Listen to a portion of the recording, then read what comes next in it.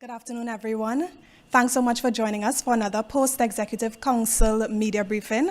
I am Davia Chambers, and I'll take you through this afternoon's press conference. Joining us this week are Honorable Farley Augustine, Chief Secretary of Tobago, along with Assembly Member Darren Henry. He's the Secretary of the Division of Environment, Climate Resilience, and Energy. So at this time, I'd hand over to Assembly Member Darren Henry to address you. Thank you very much, Ms. Chambers. Pleasant good afternoon, Tobago and Trinidad and Tobago. Those who are listening online, the Division of Environment, Climate Resilience and Energy is a newly formed division within the Tobago House of Assembly, mandated to lead Tobago's agenda in environmental protection, coastal resilience, natural resource management, and energy transformation. While the division continues to be built institutional capacity, particularly within the Department of Natural Resources, Environment, and Marine Resources, significant progress has already been made. These initial changes are viewed as transitional as the division strengthens its technical and operational capabilities to meet the national and global sustainable targets. A landmark motion has been advanced to designate the 30th of April as Mainridge Day, commemorating 250 years being the first legally protected forest reserve in the Western Hemisphere. This initiative is symbolic and strategic.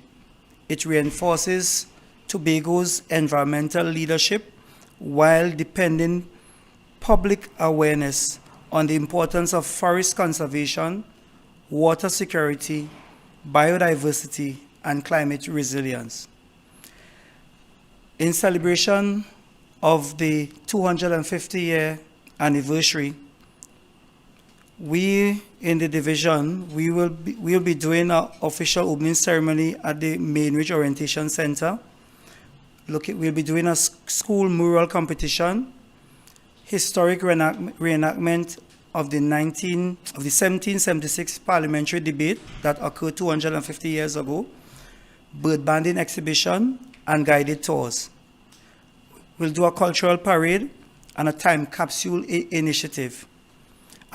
And culminating this celebration, we'll be doing an award ceremony and a cocktail reception. In terms of environmental stewardship and public engagement, the division continues to prioritize environmental awareness and public participation. The recent Mainridge cleanup resulted in the division removing 51 bags of debris or rubbish from along the roadways within the forest reserve.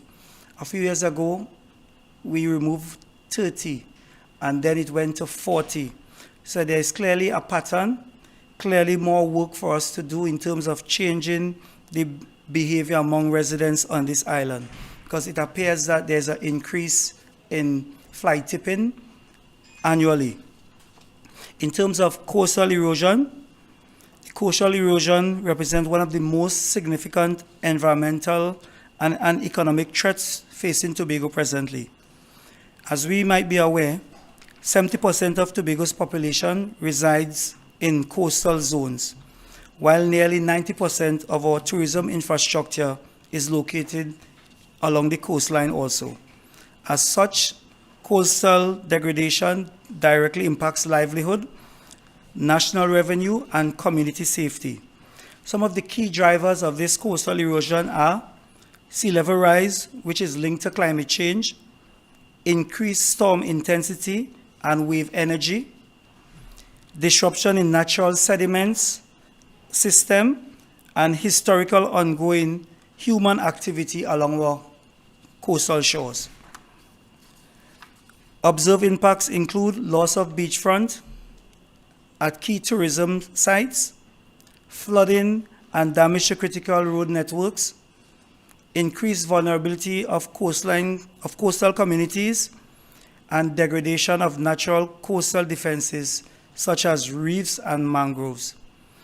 Our strategic response to this challenge will be the construction of offshore breakwaters to reduce wave energy, installation of armored rock revetments, beach nourishment and sand replacement, integration of climate projection into coastal planning, and strengthening the coastal governance and enforcement. Tobago Coastal Protection Program. The Tobago Coastal Protection Program is a transformative initiative valued at US $18 million with financing from the Development Bank of Latin America and the Caribbean and the Government of Trinidad and Tobago.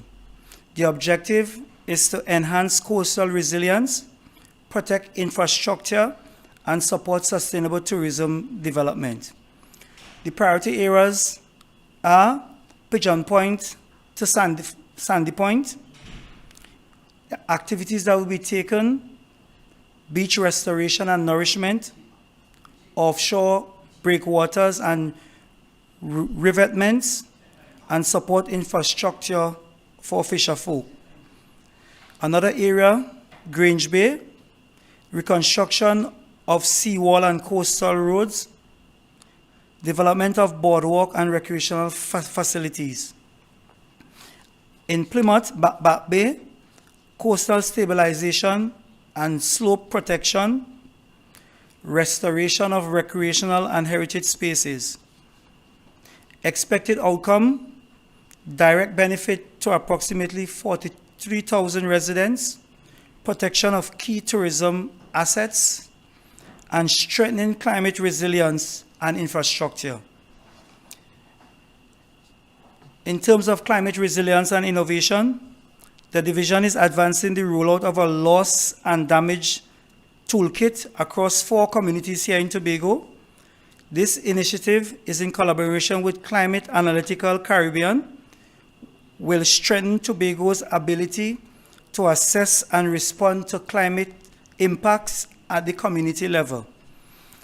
The approach emphasizes participatory planning, local knowledge integration, and evidence-based decision-making. In terms of marine and biodiversity, protection, ongoing stakeholder collaboration in strengthening marine governance, particularly in the Boko Reef Marine Park, and additional efforts include collaboration with Turtle Village Trust on conservation initiative, coral disease preparedness, and in collaboration with the Institute of Marine Affairs, and exploration of turtle-sensitive lights solution. Because as we know, a number turtles are affected when they nest by the lights on various beaches and along some roadways, especially in Grafton. So we will be looking into that issue. We have already discussed with Tiantec in terms of moving out some of the normal street lights and putting in turtle-sensitive lights in some of those areas. In terms of environmental management, the derelict vehicle program continues to improve public health, and that should be started in the next 2 weeks. It is to improve public health, environmental quality, and community aesthetics. The initiative focuses on systematic identification, removal, and environmentally responsive disposal of abandoned vehicles. The Environment Department would have removed approximately 20 vehicles last year, and we will want to start back that program in the next fortnight. Energy transformation and sustainability. The division is implementing a comprehensive energy audit program across major facilities owned by the Tobago House of Assembly. And the key components: investment-grade energy audits, identification of energy conservation measures, and integration of renewable energy solutions throughout the buildings of the Tobago House of Assembly. Development of electric vehicle charging infrastructure. We intend to establish an island-wide network of EV charging stations in collaboration with EDCOT. We are working on the financial aspects of this project. Once finalized, we will provide further details. Expected benefit: reduce operational costs for public buildings, improve energy efficiency and reliability, and lower greenhouse gas emissions, enhance sustainability and resilience. In forward-thinking strategy, installation of weather stations at Speyside High School. This project is being sponsored by Helberg University. Implementation of the Biosphere Management Agency framework, the expansion of Sagasa monitoring system, solar energy projects in East Tobago, and forest infrastructure upgrade and trail development. I mentioned previously that we boast of having the oldest forest reserve in the Western Hemisphere. At this time, there is significant erosion taking place on the Gilpin Trail, and our plan is to upgrade the trail, put in gabion basket and other engineering structures to save the trail. In conclusion, the Division of Environment, Climate Resilience and Energy is actively laying the foundation for a more sustainable, resilient, and economically vibrant Tobago through strategic investment, policy innovation, and community engagement. The divisions remain committed to protecting the island's natural assets while positioning Tobago as a leader in climate resilience and sustainable development. Ladies and gentlemen, I thank you.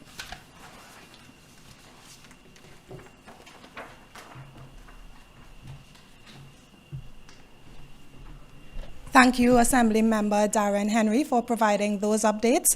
And now we'd hear from Honorable Fali Augustine, Chief Secretary of Tobago.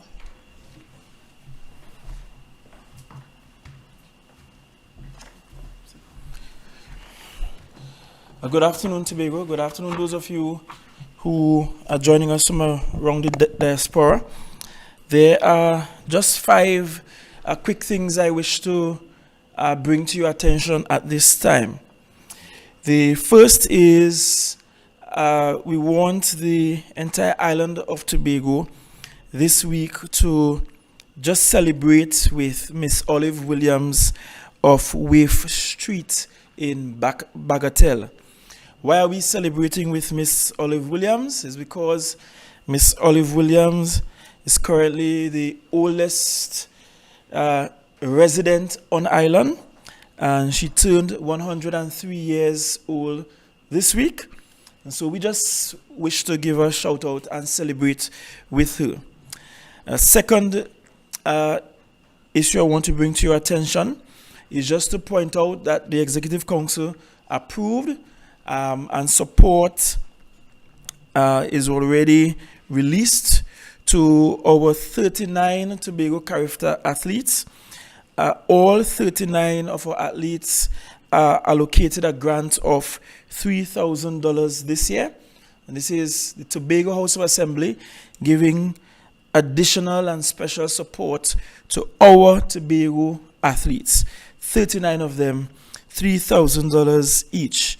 That's already approved, and athletes should already start receiving their grant funding. Thirdly, I just want to give some clarification quickly about an expression of interest that went out sometime earlier this week, because I think some people might get carried away by a headline. So the expression of interest for the sanctuary resort development at Pleasant Prospect Tobago, Black Rock Tobago. I'll ask that we could put the advertisement from EID Cut on the screen for those who are looking at home. This advertisement essentially points out that we are open for tenders of expression of interest for innovative and commercially viable development concepts and transaction structures, including but not limited to outright purchase of assets, public-private partnership arrangements, long-term lease or concession agreements, joint venture or special purpose vehicle arrangements. And I'll pause there. The ad is available online. So In other words, we are saying that we have this asset that has been unused since purchase sometime in 2016 or thereabout. The Tobago House of Assembly at the time expended close to about $24 million, and nothing became of the facility since. And we are saying to the general public, and we are putting up on screen what was essentially the brochure that was given out at World Travel Market in November of 2015. So it was purchased before 2016. And we were advertising back then. I was not chief secretary. I was not even in politics. We were advertising back then that this is what will happen at Sanctuary and that it will open in fall of 2016. I want to see how beautiful it was. Somebody went and told the world that that's what the Tobago House of Assembly was doing, and it never happened because this is a costly venture. It did not happen also because it was ill-advised for the Tobago House of Assembly to attempt to purchase and build a hotel. It's not a sustainable model at all. Yes, you're seeing the brochures. These were actually given out to the world in November of 2015. We are now in the year 2026, and the Tobago House of Assembly is in fact inviting all and sundry to provide tenders for expressions of interest. Someone may say, look, I desire to purchase it. I may submit a proposal. Someone else may submit a proposal for public-private partnerships or for some other arrangements. But the key is we have placed it in the public space so that we can attract investment or investments in this venture. This is consistent with this government's policy and approach. Previously, some months ago, we did put out for tender some other assets here in Tobago, assets such as the Petitrew Beach area down at Lambo, areas in Plymouth, the Lookout area in Speyside, Flagstaff in Charlottesville, Mount Dillon Hill, put out for public participation and in terms of utilization of the public land and other assets that are there that can contribute to the development of our tourism product. And so we have placed this out for public attention. And I just felt like I need to bring some clarity because some in this space feels as though all we are doing is going out to sell the property. We may or may not get a proposal for sale. We may or may not get that. And when that time comes, we will do the necessary evaluation of the proposals that we receive. But we are open to those proposals. I should take the opportunity to remind that by contrast, we also purchased the Manta Lodge at the same time we purchased the Sanctuary Resort. And at one juncture, when Mr. Kelvin Charles was Chief Secretary, there was an MOU with a team of Tobago diaspora businessmen who wanted to invest in Manta Lodge and to build it out. But then we know the history. The parting government at some point got rid of Mr. Kelvin Charles and they changed course. And what eventually happened is that we eventually spent around $29.3 million between the former administration all the way up to my first administration in government to get Manta Lodge prepared. So think about it. The state, the THA eventually spent, when we sum it all up, $29.3 million for a 20-room hotel with about 3 or 4 car parks. That is not sustainable. That is not being financially prudent. And this government will certainly not make that mistake where Sanctuary is concerned. So certainly it is out for expressions of interest. And that's all I'm prepared to say at this time.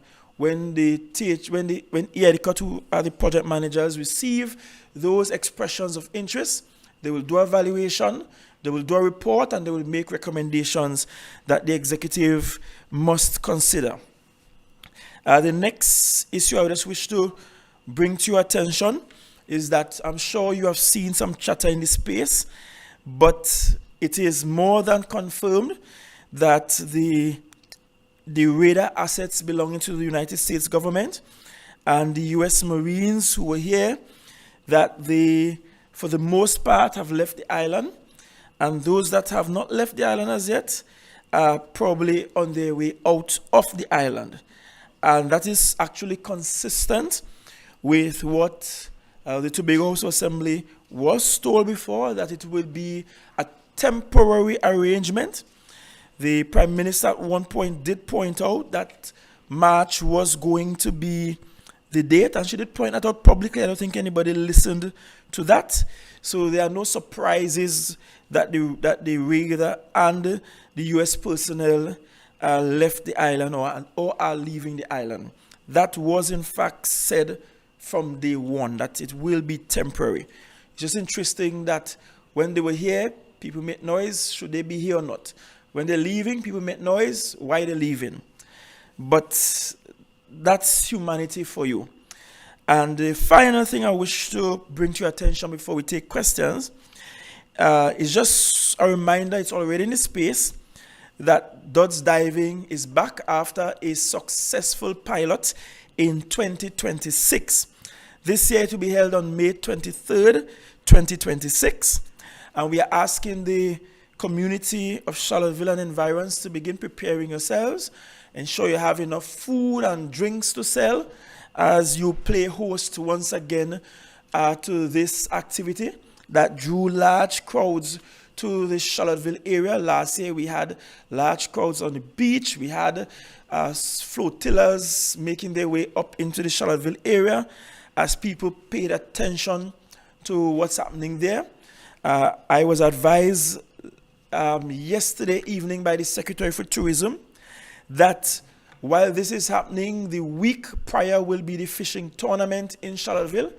And so what will happen is that there will be an effortless transition from the fishing tournament into Dodds Diving, and that both sets of activities will be accommodated.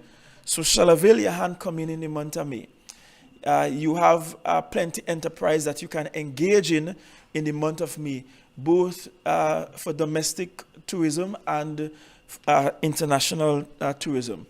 So with that, I wish to say thank you.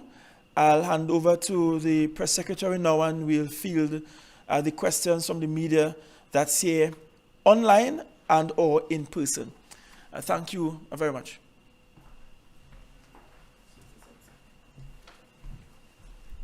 Thank you, Chief Secretary Augustine. So now we'll accept questions from members of the media. We have one media house here with us in person.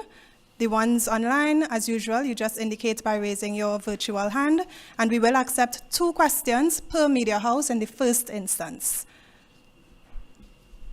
Stefan Nicholas, Guardian Media. Good afternoon, Chief Secretary. You said the radar has left, I think it left like last week or so. There was a kidnapping overnight and in Trinidad that our radar reports are that it picked up the vessel and the 73-year-old woman was rescued. There was a vessel that left Buku on March 2nd, and while the U.S. radar was here, and it seemed to be not able, I don't know, I think it was the Secretary Ricky Jofield said he would try to find out. No, it was the MP, the electoral representative for Buku. Was that radar used in any way to try and find that vessel? And what tangible benefits did we get from the U.S. radar? Thank you for your question. So the kidnapping in Trinidad, and you'll appreciate that some of the intricacies when national security is concerned may not necessarily involve my presence in those conversations. Certainly not at the broader national level, because that's a matter not under the auspices of the THE. Where Tobago is concerned, the issue is more than just picking up what's leaving our shores, but having adequate capabilities to respond in a timely manner. I have, for a very long time, not just now, but for as long as I've been in the politics, which is since 2017, I have been bemoaning the fact that our capabilities on island to respond to these matters are woefully inadequate. The assets available, woefully inadequate. In fact, I've long made the comparison that if it is when our fisher folk run into trouble at sea, we cannot get timely response to the extent that we have to use actual fisher folk to rescue fisher folk because Coast Guard assets are not available, then certainly our ability to respond to criminal activity that includes the use of our maritime space will be equally or worse yet, woefully inadequate. And so it is one thing for a radar to be able to pick up what's happening in our airspace or in our maritime space. The other aspect is that we have to do more to have our capabilities on island actually ramped up so that we can have the adequate response. And so, unfortunately, just as that vessel from out of Boko to previously the robbery that happened at the casino and the escape happened by sea, to if we go all the way back to some murders in Plymouth, at the junction in Plymouth early one morning, again escape by sea. And from where I sit, I can say to you that many times we are able to determine that the escape is happening via the sea, but our response woefully inadequate because capabilities are inadequate. I did raise, even while the radar was here, what happened with the robbery at the casino, for example, that it was known that they were departing by sea. We saw them departing by sea, and I learned the next day that the reason we did not have a response was because Coast Guard did not have fuel for a borrowed vessel to go after those who departed the island. So you see the point I'm making. It's one thing to be able to pick up what's happening in this space. Where we have to do some work and make some investment as a country has to be in the capabilities that will empower us to actually respond in a timely manner to what we are seeing.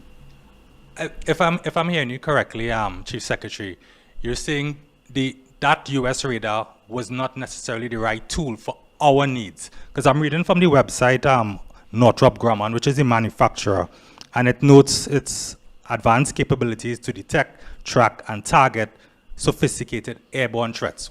As you mentioned... Well, I'm not saying it wasn't useful for our needs. I'm saying we need more than just that. As a matter of fact, when I met with the charge of affairs of the U.S. Embassy, who is currently the head diplomat here, and I've met with her a couple times, one of the things I asked if I said, is it something that can be considered by the U.S. government that we can either leave the facility with our defense force for us to manage and we do some knowledge sharing, and or we are given some assistance with acquiring our own assets and we run those assets ourselves, we manage it ourselves, and we could enter into an agreement to share knowledge with the U.S. and other territories of interest to help us with the defense.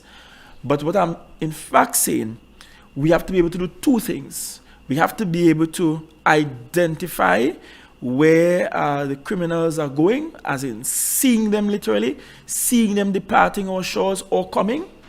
And two, we have to be able to respond. Otherwise, all we will have is an ability to see them coming or going, but not be able to do anything about it. We can't have one without the other. We need both. So I am not saying that one was not useful at all. I'm simply saying we need more than just that. Thank you for your question, Stefan. 2 questions per media house in the first instance. Elizabeth Williams, TV6 News. Good afternoon, Elizabeth. Good afternoon, everyone. These questions are for the Chief Secretary. I know that today is a very busy day, Mr. Chief, with respect to SCA students. As Chief Secretary, I don't know what message you want to give to our Tobago students. You know, SCA is all over, and I know they would want to hear from the Honorable Chief Secretary as the leader of Tobago, as to, you know, guidance in moving forward. It's not the end of the world, etc. And also, if you can give us an update on the Fisher folk persons. I know you said in 2 weeks they would be paid. I don't know if you could give us an update on that with respect to that. Thank you very much. Let me start with your latter question first, update on the Fisher folk payment. I wish I had remembered, because I would have checked in with the accounts department across at food security to see if they were paid. But at my last check, the administrator there, along with the secretary, were doing all that is necessary to facilitate payments to those impacted members of the fishing industry. So I can run a check for you as soon as this has ended to see if they did in fact action what the executive has already prepared and released to the division for action. With regards to our SCA students, you know, fortunately or unfortunately, the yardstick that is used to determine placement of our pupils into secondary school is the SCA exam. And for most, if not all of us, we went through some examination arrangement to get into secondary school. It's the way it has been perhaps since independence or before independence of this country. And the pressures are high. It's a high stakes examination. Teachers, parents, students are all anxious. But I really want to say to SCA students that all that we want from you is that you do your very best. You can't do anything beyond your best. And once you do your best, guess what? We are proud of you for doing your best. Here at the Tobago House of Assembly, it is our job and we spare no effort in ensuring that all of our secondary schools provide high quality education, every single one of our secondary schools. And so, regardless of the outcome from the exams, I want to guarantee you that you will have a high quality education at our schools here in Tobago. As a matter of fact, as a THA, we have been sparing no effort to ensure that what you get in the classroom is second to none. Already, we are beating the rest of the region in terms of teacher-student ratio. We have a far superior teacher-student ratio in both primary and secondary schools at the moment. Our places per capita are superior to any other education district in the country. The Tobago House of Assembly spends more money per child than any other education district in the country. And so what we are working on now is to ensure that what you receive in the classroom is such that you will be extremely competitive on the back end. But note that the THA continues to support you. The entire island pray for you this morning. The entire island is rooting for you, all of our youngsters who did the examination. The THA, in addition to the support given from the Ministry of Education, provided additional support through stationery and so on to all of our pupils. And we look forward to seeing you in our secondary schools. As we are approaching the July-August vacation, we are preparing for the school repair program so as to ensure that when you get into secondary school, you are meeting facilities that are fit for purpose and fit for your study. So we wish you all the very best. Now that the examination is complete, I wish to advise that you take the remaining time you have in primary school, to learn some new skills. So, to learn something new. When I completed Common Entrance, I could remember all of the art and the craft and the skills training we did. the excursions we did as a class, because the exams were done. The fact that we started learning new languages and so on. And those are things that we wish to encourage, and that you don't spend the remaining period only preparing for a graduation and learning the steps and routines for your graduation ceremony. But this is an opportune time to learn some new skills as you prepare for secondary school. This is not the end of the world. And I can tell you, this is not the hardest thing you would face in life. Take it from an adult. Every wrong becomes harder, but every wrong takes you higher. Just stick to it and you will get there, certainly. Thank you, Elizabeth, for your questions. I'm seeing Jewel's virtual hand is raised. Jewel Green, Tobago Updates. Good afternoon, Jewel. Good afternoon, everyone. These questions are for the Chief Secretary. In terms of the seat on the National Security Council, which was requested, I believe, since last year, November 2025, when the Prime Minister visited Tobago. Has that request been met? Is there a deadline for that? Like you all have set the deadline for May for Town and Country Planning to be in Tobago. And in that vein, has the Chief Secretary's office been appraised of the Homeland Security tour of the new airport terminal? We have not seen any THA presence with them when they toured. Are you aware that they were here, and what came out of that visit? And as well, you mentioned the asset that Tobago can request, a radar asset of its own. And seeing that, I'm assuming we haven't gotten the seat in the National Security Council. If we have, great. But if we haven't gotten it, can Tobago, as a twin island republic, request its own asset, and can we even manage it independently? And those are the security questions. Thank you for your questions, Jewel. But in terms of the Cuban doctor... So we'll respond to the first two questions, and then we'll take another round. Thank you. All right. So in terms of seat on the National Security Council, that request has not been acceded to as yet, but as you should be aware, I have a meeting with the Prime Minister tomorrow afternoon. And that's a matter that's on the agenda that we will also discuss.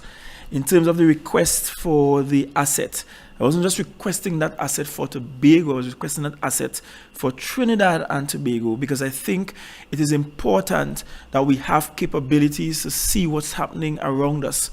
Once upon a time, when former Prime Minister Manning was there, we heard about a 360 radar and being able to see all around the island or the islands of Trinidad and Tobago and what's happening.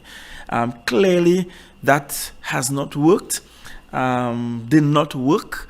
I can tell you that before the U.S. asset was placed here, we had, I think, about 2 radars on island, still on island, and those have some limited capabilities, but that proved to be insufficient. So my request for assets for the island is not just for Tobago, but for Trinidad and Tobago.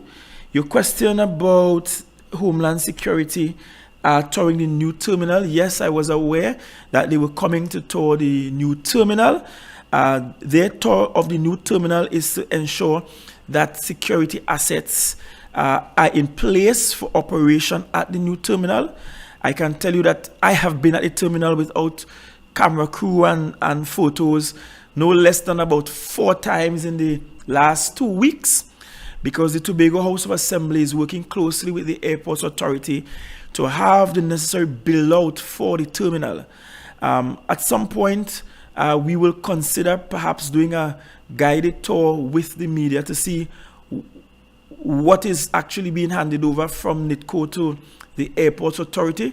Essentially what we have there right now is a shell, a beautiful shell nonetheless, and that requires that there be certain build out. I don't know that we want a terminal that's going to be open and there are no restaurants there. Right now all we have there is a terminal, we have seating, we have counters, but it requires some build out. It also requires that concessionaires go into the space and start building out their assets and the areas from which they will provide their services.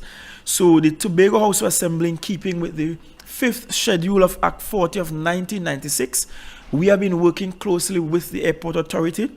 We have been doing the necessary work to get the interior of the terminal built out to allow for full functionality. And we have been working with the Airports Authority in getting an additional perimeter road completed. That road was started to an extent. It was started actually while the U.S. Marines were here and the radar was here. And that will be completed by the Tobago House of Assembly, so that pretty soon we will have that circular drive that will facilitate all of the requirements for the new terminal being functional. So the THA is very much part and parcel of the arrangements for the opening. I can tell you for a fact that unlike what happened previously, where the THA was not allowed to be part of the development of the new terminal, we are now being allowed to be a part of the development of the new terminal, in keeping with the 5th schedule of Act 40 of 1996. Thanks for your responses, Chief Secretary Augustine. So we are a bit pressed for time, but I'm going to allow members of the media to ask one more question, and I'm kindly asking you to keep it concise. Stefan? Chief, you have a meeting with the PM tomorrow. When can we expect the installation of the Constituent Assembly and the referendum? Sure. I will give that timeline after that meeting. But I could tell you that we will want the Constituent Assembly, or what is termed in the blueprint that we campaign on, the People's Parliament, that is expected to start its operations in April, because we are working in accordance with our blueprint to have legislation before the Parliament by December 2026. Additionally, as pointed out, the arrangements we're having is that we're having this People's Parliament, or the Constituent Assembly, going, which will facilitate public consultations, plural. While that is happening, the drafters, as separate from the consultation, will be listening in on the consultations, taking note, and drafting proposed laws for us to look at, and for the island to look at and vet before that is taken to the Parliament. While all of that is happening, the Parliament, through the Cabinet, is inclined to actually take some steps, such as what you see happening with Town Country Planning right now.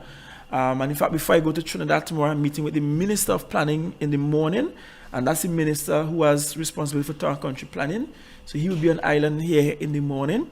That is Minister Sawat Singh. So like Town Country Planning, what happened for extended leave for teachers. So we're not even just waiting on the bills to get to Parliament before we have measurable steps towards Tobago getting greater autonomy. So the ball is rolling in expanding what we have now, while at the same time doing all that is necessary to get new legislation before the Parliament. Let me also remind, based on what we campaign on, is that we're looking at a two-pronged approach. On one hand, we're looking at new legislation that will give us a constitutional authority to expand our legislature to one where we can actually pass laws. And in the legislation, we're going to put a period that will allow us here in Tobago to actually build out the structure and form of the government here before we start enacting those new laws. And just to remind again, the reason for that is that we don't want to codify at the Parliament in Trinidad precisely some of our structures and functions, because that will mean every time we require a change, we will have to go back to the Parliament. And I always reference the example of having to increase the number of seats. We had a stalemate for an entire year with a government that did not legitimately win the election, running the island for an entire year before we got a resolve from the national parliament. That should never happen again. And the way we're doing it is that once we get the authority, we're going to codify the structure here in Tobago, which will allow for anytime the politics and the island evolves, that we can make those simple structural changes here without having to go back to the parliament in Trinidad. So that's the two-pronged approach that we are using. But I can tell you we are marking April for the start of the Constituent Assembly, or as it's put in the blueprint, our blueprint, the People's Parliament in the month of April. You can expect that subsequent to my meeting with the Prime Minister, I will share with the public those who will constitute the leadership of that Constituent Assembly. And it will begin with a conference at Shaw Park, quite similar to the Queen's Park conference that occurred as the country was preparing then to go to Marlborough House to get independence. Thanks, Stefan. So we take the final question from Jewel Green, Tobago Updates. Thank you. For Darren Henry, considering the restrictions on the concessions for new and used electric vehicles, which would discourage purchase, how effective and impactful do you think it's going to be for the island-wide EV stations that you all are planning in partnership with EADCOT and for the Chief Secretary in terms of the Cuban doctors? Is the THA considering giving the Cuban doctors who are in Tobago, the medics, you're considering giving them individual contracts to continue working in Tobago? Thank you. Jewel, can you please repeat the question for So I could start with Assembly my Member question. Henry? I think she was asking about whether the concessions are sufficient to entice Tobagonians to go electric on vehicles, thereby justifying the need for EV charging stations around the island. And perhaps I will assist with both questions. In fact, this is one of the areas I really wanted to get done in the last 4 years, and we did not get completed because of budget constraints. But the truth is, one of the incentives for going green and going electric is beyond the concessions you get for purchase of the vehicles, but how much it will actually cost you in terms of running your vehicles, in terms of fuel. And I'll give my own example. Personally, I possess a vehicle that is a plug-in hybrid. And since I have that as my personal vehicle, I have only I have filled my tank once in about the last 2 months because I plug in and drive. I don't know what greater incentive one needs than that. And the cost of electricity in Trinidad and Tobago is such that it is significantly cheaper to charge your vehicle and drive than to fill up at the station. And the technology where electric vehicles and plug-in hybrids and general hybrid vehicles, where the technology is right now, is such that it's pretty advanced. You could even have vehicles that are utilitarian in nature that will carry such efficiency. And when you also look at what's happening around the globe, what's happening with the war in Iran and the impact on fuel prices, bearing in mind that Trinidad and Tobago has been importing quite a lot of crude for our own needs, chances are we can see increases because, and please don't quote me on this, I'm not the Minister of Energy, but one can potentially consider that we may have an impact based on the war that's going on now in the Middle East. I will say there is a need for Tobagonians to start thinking about alternative ways of fueling our vehicles. You know, sadly, we had as a pitch for the island, clean, green, safe, and serene. And I think we only thought green meant we had a rainforest, but green also has to speak to how we operate. And so it's not just the charging stations that we want to saturate the island with. But we also, for example, sent out notice to all our divisions and departments asking that the lights be taken off in the night, for example, so we could save on electricity, simple things. So it's part of a broader conversation. With regards to whether the THA will consider giving individual contracts to the Cuban doctors, that's not something the Executive Council has considered as yet, but we can give it some consideration. Now that you have raised it, we can actually give it some consideration. You know, fun fact, this morning before going to the Exec Council, I had cause to go to the doctor with my father. And the doctor that attended to my father this morning at the Roxy Hospital was a Cuban doctor. And she has been here for at least the last 3 years. Beautiful doctor, excellent service, highly qualified. She worked for at least 5 or 7 years before on the continent of Africa, before coming to Tobago. So international experience and all of that. Certainly the Executive Council can give some consideration to that, to see whether that's something we will want to do.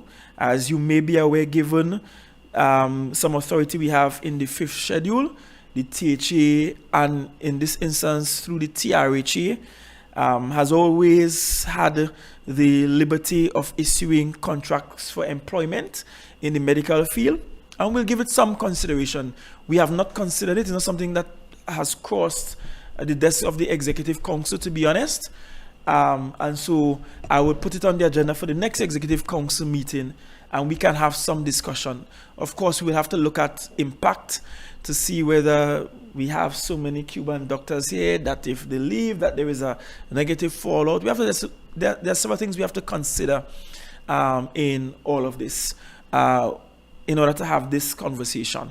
And so I can't tell you in the affirmative nor in the negative whether or not this is something we will do until we have the benefit of a conversation at the Executive Council level with, of course, some reporting from the Secretary for Health about this matter to see whether it is even needed at all at this time.